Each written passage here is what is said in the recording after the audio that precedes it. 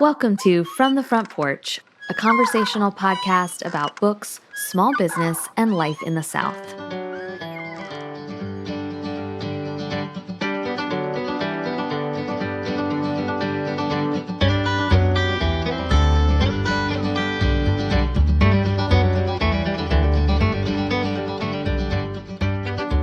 I'm light while I write it, and as I do so, I understand why I write. To write is to recreate something as you'd like it to be. Annabel Monaghan, Nora Goes Off Script. I'm Annie Jones, owner of The Bookshelf, an independent bookstore in beautiful downtown Thomasville, Georgia. And this week, I'm bringing you a bonus episode featuring author Annabel Monaghan. Annabel's debut adult novel, Nora Goes Off Script, is one of my favorites of the year. It's a recipe filled with all the bookish ingredients I love the most: a close-knit family, a strong-willed protagonist, and a memorable home. Hi, Annabel. Hi, what an introduction. Thank you for having me here. Wow. I'm so glad you're here. I'm thrilled to get to talk with you. I don't do a ton of author interviews anymore just because that's not really the kind of premise of From the Front Porch. We don't do a lot of interviews. But when your name came up, I was like, I have to talk to her because I loved your book so much. And I really, as a reader, just wanted to get to talk to you. So this is a selfish endeavor. Oh, I'm so happy. Okay, so I want to talk about the book a little bit. I read this kind of going in, knowing nothing about you as a writer, knowing really nothing about the book. I got an ARC. I was intrigued. But after doing a little bit of research, you're a writer who seems to have no problem crossing typical genre boundary lines, right? You've written young adult novels, you've written nonfiction columns, and now you've got this adult debut. And so I'm curious, what inspired you to take the leap into this new to you genre? Yeah, I'm a little bit like Mr. Magoo, just moving through the publishing industry. I did start with young adults, and when I was waiting for those books to come out, I started writing a column, and then I really loved writing my column. And maybe this book for adults came out of my column. My column it's a lot about motherhood, it's a lot about my own life, and maybe after doing that for 10 years, I was ready to tell the story about what it's like inside a home. You know, it's a home is it's an organism, right? There's so much happening and so much growth and so much cross-pollination. I think that maybe I was just finally ready to tell that story. I really love that. I think it gives writers or aspiring writers a little bit of hope too, right? Like I think now you hear so much advice about writing for a specific audience or growing a brand, or I don't know. I just feel like those are the buzzwords I kind of hear. And I just like that this was more an organic, hey, I wrote this for a little while. This kind of inspired. Nonfiction can in fact inspire fiction, and vice versa. And I don't know. It's a little more, I don't know, open-handed than I feel like. Well, I think it's a little bit more like life. You know, I mean, I think we should be very careful, you know, even when talking to our children. You know, you started out as an economics major, you got to stick with it. And that's not how we are. I'm a totally different person than I was when I started writing. So it makes sense to me that I'd be writing something different. I read somewhere, maybe it was on your website or in another interview you did, but I believe you said that Nora Goes Off Script was the most fun you'd had as a writer. And I'm curious if that's true, if I read that correctly, and why do you think that was? It's actually the most fun I've ever had. Oh, honestly, it was a really weird time in 2020 when we were first locked down. I'm sure it wasn't just weird for me. And I didn't know if the world was really a going concern or not. And I had all of my teenage and adult children home. My house was packed with people. And I started waking up at 5 a.m. to write this book because it was going to be the only time I was going to be alone all day. And I was very much for a long time used to being alone all day. So I would just steal back that time. And I kept waking up earlier and earlier to see what Nora was going to do. I was really just tickled by her and by Leo. I thought about him pretty much all the time.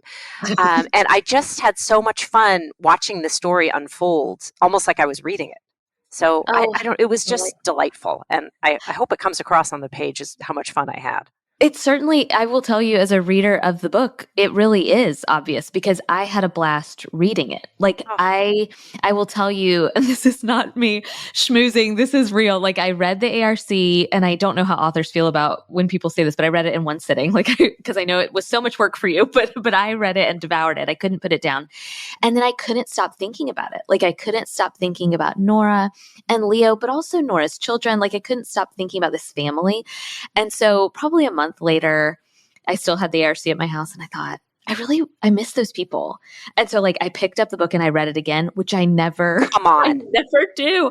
Annie. I never do because I just thought, gosh, I miss them. I had a good time with them and I just wanted more of them. And so I read it again, which I just never do. But so I love that. I think the fun you had certainly has trickled down to us, the reader, and how lucky are we? Oh, that just makes me feel so good. And I just want to hang on to that. I want to everything I write, I want to have fun writing. I just that's a goal. Yeah. Well, I mean, otherwise a little bit, what's the point, right? Yes, exactly. So we've referenced Nora a little bit. She's the protagonist. This protagonist is kind of the writer of romance scripts in the vein of Hallmark style movies. And I'm just curious about your relationship to Hallmark films. I don't particularly have one. I have relatives and friends who love them. And so I was intrigued by Nora. And then I kind of like that Nora went off script and wrote a different kind of script. But I'm curious about your relationship to these Hallmark movies. Well, I'm here to admit I've watched a few. More than a few. I actually was laid up in bed in 2019 and started watching the Hallmark Channel in like it was my job, and I was just watching these beautiful small towns with the independently owned hardware store and the bakery, and I'd watch 2 and 3 at a time, and by the time I'd watched 2 or 3, I thought, well, wait, didn't I just see this one? Wasn't this the same story? But last time she had a cupcake shop instead of a ballet studio. Yeah. And I just started thinking about these stories and how just they're, within 30 seconds, you can actually predict when the guy's going to leave and come back right after the commercial break. And I started waiting until the credits rolled because I wanted to see who was writing these movies. Like, I wondered, was it one super romantic person who was writing all these? Or was this happening like in a conference room in, Manhattan where they were just like, they had a formula, they were just plugging things into. Throwing things on the board. Yeah. Exactly. And so then I just started thinking about Nora. I mean, that's sort of where she came from. And she is a woman who supported her family and her horrible husband by writing these movies for a decade. And, she does it with a bit of detachment and, a little eye rolling because she's never really been in love. So I just wondered, like, what would that be like to put her through just, that lightning bolt romance so she could see what it really is? And at the same time, one of the things I loved about the romance between Nora and Leo, it certainly has like, the tropes that some of us who love romantic comedies love. And so I appreciated that. But it also is very much about Nora herself. Like I've hesitated even when, so I selected this, I told you off air, I selected this as my shelf subscription for the month of June. And I always write a little card telling readers why I picked it. And I thought, gosh, I first thought, this is a romantic comedy. This is a delightful, delicious romantic comedy in the same vein of the romantic comedies I've always loved. And then I thought, well, is it? Is it more a dysfunctional family story? Is it more a motherhood story? Is it more a coming of middle age? Like, I just felt like, oh, it's actually much, and I hesitate to say it because I love a romantic comedy, but it felt much deeper than that descriptor really gives it credit for. So I'm curious, if you were a bookseller, how would you kind of sell this book? Like, how would you describe it? That's a great question because I do think it's all of those things. I would describe it as a love story and a story about motherhood. Those would be the two biggest things. Because for people who haven't read it, every time I had Nora and Leo in a scene together, these children kept walking through the room. Like they just, they need a ride, they need a sandwich, they need, and that is very much reflective of my own life. And, as annoying as that is in real life, it's annoying when you're writing too. And I couldn't get away from the fact that if you're a mother, a single mother, falling madly in love and, giving yourself over to this relationship, you have more hearts that are at risk of breaking than just your own. Yeah. And so those were the stakes in the movie, or the movie. Did I just say movie? I am It not feels Nora. like I a did not write movie. a movie. Those were the stakes in the book. It was a little bit higher than just her having her heart broken. It was what was at risk for her children. You know, it's interesting that you bring up the children, because so often in adult lit, especially, I feel like the children can be too precocious or maybe too adorable or too stereotypical. And I feel like they're not particularly realistic. I don't have children myself, but certainly I have children in my life. And I often feel like in adult literature, they're kind of underserved. And these kids, I just felt like, oh my gosh, I know these kids. I love these kids. The relationship her son kind of develops with Leo, I found to be particularly charming. But I loved both of them and how different they were and how complete they were. And so I was curious how you did that. Is that from your expertise as a young adult novelist? How did you write? Or is it because you're a mom and you have real life kids? I was blown away by how much I liked these children. Oh, thank you. Thank you. I actually really love these children too. And it's funny because I have 3 sons. They're not anything like these children. They didn't, and I think my sons really appreciated the fact that I didn't write characters that Yeah. were like them. I don't know. I know a lot of children, and I didn't really realize this until after I finished writing the book. But the arc of Arthur, who's 10 years old, Nora's son, his sort of trying to make sense of his family falling apart and being very worried about his mother and feeling like he is a person who could, maybe fix this with, his own craftiness. That was my childhood. I was very much like Arthur when I was a kid, just sort of seeing my family not thriving and thinking that maybe I could do something. Yeah. And I did think a lot when I was writing this about children, also because it was during the quarantine, where everyone was going through so much, how children process loss and grief. And I sort of ran all of that through Arthur. Yeah. But I'm glad you liked him. He's very complex, actually, and all of the characters are. When I was thinking again about how I wanted to sell this book and how I wanted to describe it to readers and customers, I thought, gosh, almost every person in this book is likable but nuanced. So I liked them all. I wanted to spend time with them, but they're also complicated. These are not perfect people, which I feel like is the flaw, if I may say. It's a flaw in a Hallmark film where I just feel like, oh, these people are either good or evil. There's not a lot of like in between. There's not a lot of gray. And I prefer a lot of gray.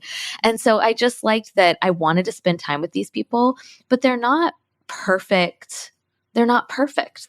They felt very realistic. They felt very real. And that's true for the kids too, where Arthur is trying so hard to be a fixer. And I appreciated his character, but also, wanted him to be a kid. And so I liked how complex and interesting these characters were. They felt like people I knew. Oh, thank you so much for saying that. I really live in the gray area. Everybody I can't stand, I kind of like to. There's just like they're interesting. They're interesting, and everybody's just got something to offer and something that I would probably change if I could. So I like to write characters that way because it's just how I see people. Yeah. We would be remiss if we did not talk about the house in this book. So I love memorable houses in pop culture, whether it's in books that I'm reading or films that I watch. I think about, of course, Nancy Meyers. I think about the Father of the Bride house, all of these like very memorable homes. And one of the things that I especially loved about this book is the book really, it doesn't start with Nora and Leo. We aren't introduced to Leo until later. It starts with Nora and her house and Nora and her home. And then Nora and the little tea house that's sitting outside her home. And so I'm curious what houses kind of inspired Nora's home and maybe the tea house. And are there houses in literature or in pop culture that you love and think about? That's such a good question. Well, Nora's house is it's an old house that's falling apart. It's an old, beautiful house that she's trying to hang on to that she can't afford to fix up. And the tea house, which is a one-room structure behind her house, that actually is a real thing. And unfortunately, it's not at my house. I think it was like 2008, like in the depth of the financial crisis, I got in the mail a coffee table book from some sort of a mansion home builder, showing me pictures of the mansions that he was building in Connecticut or something. I mean, these mansions had like moats around them. I mean, it was just crazy. I'm like, what is this? Yeah. So I flipped through it, and on one of the pages there was this back house. one-room stone structure with a slate roof Mm, and a working fireplace and a little table that was set for tea. And under it, it mm. said the tea house. And I left that book open and just to that page and just would walk by and touch it. Like I just loved that Like a picture so totem, much. yeah. And it just got Yeah. stuck in my mind. And then during the days of quarantine, when I had Mhm. everyone home and I lost my office to my son, I lost my living room to my husband, and I was working in this tiny little chair in the corner of my house, I was daydreaming about that tea house. Yeah. What if I could walk outside to another little area and Yeah. write? That would just be a miracle. So that was sort of the fantasy. That was my fantasy. My fantasy was not Mhm. the sexiest man alive coming to live at my house. Not Right. interested. My fantasy was just having some place where I could go and write. And so I gave that to Nora. But I know what you mean. There are a lot of houses in, like in Rebecca. I can see that Yeah. house. Yeah. I can still feel that house. Yeah. Wuthering Heights, I can feel that house. Yeah. Uh, I think about Barbara Kingsolver does a really beautiful job of writing about houses. There's a great book that came out a few years ago called Strangers and Cousins, and somebody kind of gets married at their childhood home. And I love picturing these homes. I value home, and so I love the feeling I get when I walk into my home. And so the thought of these kind of, I don't know, these imagined houses. I really love when houses are a character in I do books. too. And in your real life, your home is such a reflection of who you are Yes. and what's going on in your head. Like Yeah. it's possible that my house is a bit of a mess right now. And I just, Leading up to a book release, yes, I can yes, it really imagine. is like a complete disaster. And Yeah. and as you take care of yourself and you get your act together, maybe you Yeah. also have your house painted. I think there's a Yeah. lot of character development that goes along with where you're living. Well, and there is for Nora too, right? Like she starts off, I don't want to spoil anything, but she starts off with this house that she can't really financially afford to fix up in the ways that she wants to. But as she kind of comes into her own as a writer and as she meets professional success, she's able to do more with her setting, with where she lives and with the Yeah. home she's building. So, one of the things I asked you was, as a bookseller, how would you sell this book? But one of my favorite parts about owning a bookstore is working in the shop. The paying of the bill stuff isn't as fun, but when I get to be on the floor of the bookshelf and I get to put books in conversation with one another, it's one of my favorite things. And so, I'm curious if you were crafting an end cap or a shelf and it was featuring your book, what other books might you place along with it, like on display at a library or at a bookstore? Hmm. That's a fun question. Um, I've read a bunch of love stories that I've Mhm. really loved lately. I just read Book Lovers that everyone Oh, loves. yes. So great. That was great. Have you read The Summer Job by Lizzie Dent? Yes, I have. Yeah. I It's really loved that one. got a great setting too. Yeah, I would try to pull out all the romantic stories that I could think of. You Maybe know, even The Love of My Life. Have you oh read yeah. that? Yes, the Rosie Rosie Walsh. Walsh. It's so good. Yeah. The language in that book is so beautiful. Yeah. Yeah, I just love that book. It is excellent. Would make a really good book club book. I was thinking, I read earlier this year a romantic comedy, a romance called Funny You Should Ask. And I feel like your book is Funny You Should Ask meets Bomb Shelter by Mary Laura Philpott. Oh, I think those are the two things that make your you could book. knock me over with that compliment. I have just read Bomb Shelter, Oh, and it's so I good. have to say, it's like Mary Laura is a genius, but with her heart. Yes. Her Yes. heart is Yeah. just like she really speaks and connects with her reader right from there. It's wow, that please put me on the shelf with Mary Laura. I'll take it. Okay, great. We'll do it. Okay. Of course, because this Nora is this character who is writing scripts and she's writing movies, and a movie is being filmed in her home. I immediately cast this book in my head. I was like, who would I cast in this movie or TV adaptation? And I'm curious if you did the same. I'm always curious about this with writers. Did you picture anybody while writing this, or was it just no? The Nora and Leo are specific in my mind. I don't need, a Hollywood star in mind while I'm writing this. I'm just very curious as a reader, did you also do this or is it just us readers? Well, no. So when I was writing, I really didn't. I can picture Leo. If he walked into my house, I'd say, "Leo, there you are." I mean, I can actually see him completely clearly in my mind. But it's been interesting to friends of mine will read this book and they'll say, "Oh, Brad Pitt, right?" And I'm like, "No, God." But there's not much of a description of him. So I think people bring whatever it is Oh my gosh, that's their own fantasy. That's so interesting because I read this and immediately, and I'm normally, it's on the internet, I'm more attracted to the blandly handsome men, like the not very attractive, like just normal looking guys, kind of nerdy looking guys. Yep. But the whole time I pictured this, I was like, oh, it's Chris Evans. Like that is who this is. It's Chris Evans. And then a friend of mine read it and she was like, Annie, did you just picture Matthew McConaughey the whole time? And I was like, no, like I pictured Chris Evans the whole time. How could you not? And so that's very funny that you're like, oh, really weren't these descriptors. So we're bringing our own fantasies to the table, I suppose. Well, it's very funny that you say that though, because I was taking a walk recently and I was listening to a podcast. I think it was Conan O'Brien interviewing Judd Apatow. Mm-hmm. And I was thinking, all of a sudden I thought, Leslie Mann is the perfect Nora. She's the right amount funny and quirky and sexy, and I love her. And then I immediately thought Matthew McConaughey. Oh, that's funny. My friend will be thrilled. Yeah, that is. I didn't think that when I was writing it, but I thought, yes, I could see that. I could see him being sort of smoldering.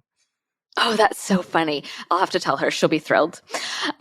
Okay, so when I do interviews, I always try to ask the same few questions. So I've got some kind of standard questions that I like to ask. So the first is, what is a classic book you've never read but you wish you had? I've never read any Russian novel.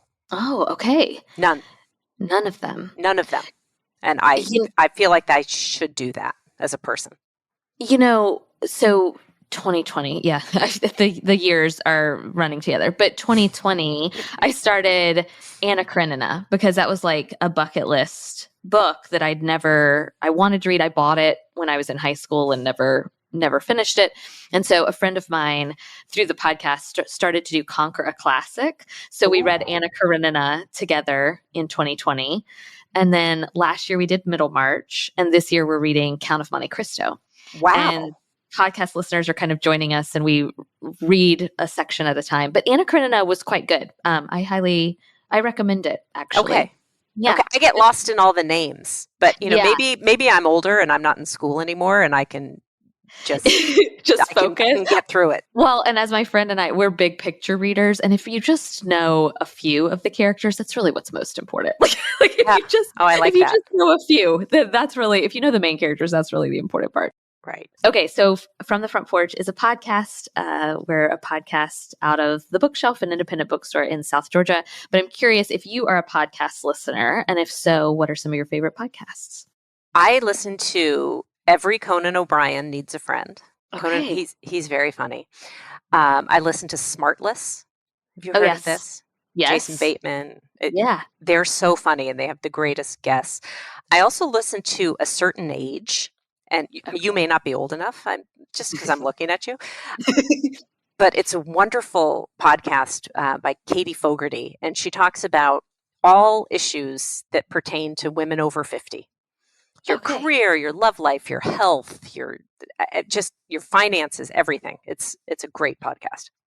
Oh, that's good. That's the first time I've heard that one mentioned, and I have heard of Smartless, and I've listened to some, but I've not tried the Conan O'Brien, so I'm curious about that one. He's so funny. And sometimes people will text me during the day and say, I just saw you walking down the street with tears pouring down your face. And I just laugh. I mean, it just feels like a great break. Oh, well, we kind of need that, I think. We need that right now. I'm curious what you're reading right now. I am currently reading On Gin Lane. It came out yesterday by Brooke Lee Foster. Yeah. It is a really fun summer book set in the Hamptons, historical fiction. It's great. Oh, I love that for summer. I frequently say on the podcast that during the summer, I only want to read Somerset books set in the summer because it's excruciatingly hot here. And I really don't want to read about people like frolicking anywhere. I want to read about people who are sweaty and like if there's salt air. Like that's all I want to read. And so I do like books that are kind of set in beach towns or set I in do the too. summertime. Okay, I think those are all of my questions. I was just thrilled to get to talk to you today. Thank you so much. Oh, Annie, thank you. And thank you for spreading the word about this book. I mean, I can't tell you how many messages I get. Annie told me to read this book through Instagram and all over the place. Yes, I really, thanks for being so enthusiastic. I am curious. We're recording this a week before the book comes out. What are you doing a book tour, and what are kind of your book tour plans now that I don't know. I don't even know what era of the pandemic we're in anymore, but I am curious what a book tour looks like for you. Is it virtual? Is it in person? Is it both? No, I've had my second booster shot. I am getting on an airplane. I have a lot of things in New York, and then I'm going out to Los Angeles. I'm going to North Carolina, I'm being upstate New York and Rhode Island, and I'm going all over. Wonderful. Just like a regular person in the regular world. It's how just delightful. I know, it just feels crazy. So, hopefully somebody will walk my dog while I'm gone. But yeah, I'm really excited to just get out and talk about it. And meet readers. How wonderful. I know one of the things during the pandemic, we were one of the perks, I hesitate to use that term, but we were grateful because we're a small bookstore kind of in the middle of nowhere, to put it kindly. And so it was nice because I did get to do some virtual author events, and that was new for us. And authors were so gracious and kind, but there isn't anything like the in-person experience of getting to hear an author read their own words, getting to meet them in person. I just feel like that's so special. And as much as I loved having the opportunity to host virtual events for my store, I'm grateful that authors are getting back into the world and meeting readers. I think there's something about that face-to-face that's so important. Me too. And I feel that as a reader and as a writer, on both sides of it. It just feels so much more meaningful. Well, good. Thank you, Annabel, so much. Good luck on your book tour. I'm so excited for your book to launch next week. I can't wait to put it in people's hands. So thank you very much. Thank you so much. I hope you enjoyed this bonus episode of From the Front Porch. For more bonus content, like our Conquer a Classic episodes and our monthly lunch breaks, you can become a supporter of the bookshelf on Patreon.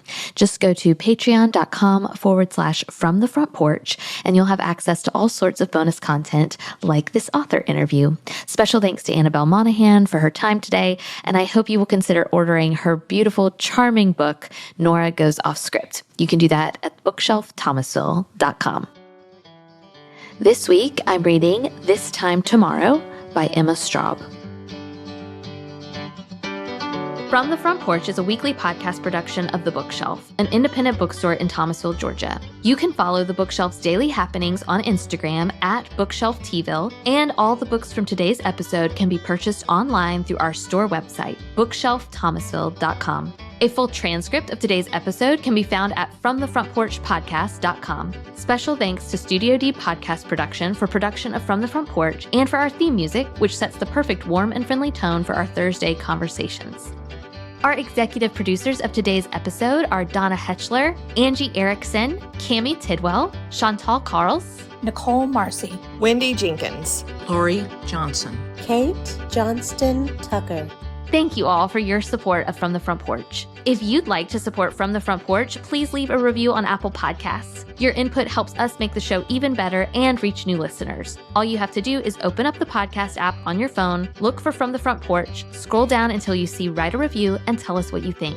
Or, if you're so inclined, you can support us over on Patreon, where we have 3 levels of support: Front Porch Friends, Book Club Companions, and Bookshelf Benefactors. Each level has an amazing number of benefits like bonus content, access to live events, discounts, and giveaways. Just go to patreon.com/From the Front Porch. We're so grateful for you, and we look forward to meeting back here next week.